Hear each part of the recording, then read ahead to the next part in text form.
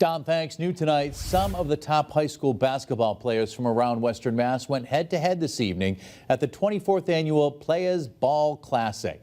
The event, hosted by the Springfield Boys and Girls Club, and brought players from all over the region together for a friendly basketball and dunk competition. Charles Hollins is the club's assistant executive director. He tells us the event started as a recruitment tool for the Springfield Boys and Girls Club. Now he tells us the excitement for the event has only grown. Well, I think a lot of these kids that come down and play in the Players Ball, they appreciate being selected. And we actually had some of the players come before the tournament started. Holland says this year the Springfield Club welcomed more players from the surrounding area than in past years.